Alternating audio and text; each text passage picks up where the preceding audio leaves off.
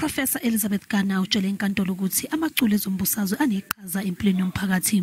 Uphinde wachaza ngomlando wamaculi ezombusazwe kuleli. It means that if you go back to the start of the Union in 1910, you can trace from that time and earlier as well that there was a strong tradition of the use of public song in order to voice opinion and make important points about governance. Umholi weEFF uJulius Malema waqala ukucula leculi elithi Dubula Ibhunu endaweni yomphakathi azi ukuthi lisuka kuphi. Julius Malema began to use song, and particularly Dubula Ibhunu, in the public sphere, but he did so knowing that it came from a long tradition of songs that went before it, and it was part of a much older bundle of meanings about language, performance and power.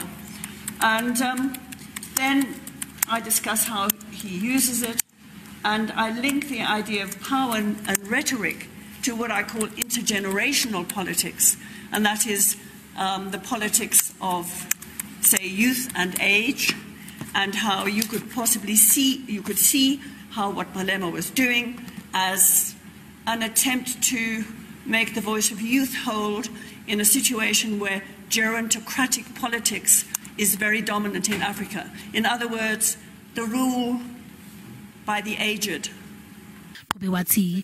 Ungabona leli culo njengesibonelo sokuhlanganisa abantu wenze iphuzu ngeningizimu Afrika yamanje kanye nomlando kwakuleli. Inkantolo imbuzo ukuthi ingabe ukuphathwa kwenduku nenhloso yokushaya noma cha. I think that the song is saying we're not going to give up. Don't take us lightly.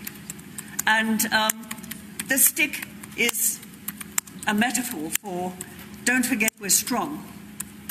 And so that's how I see it. It's a new song. It's a song that was composed for that occasion, I believe. Icala liyaqhubeka.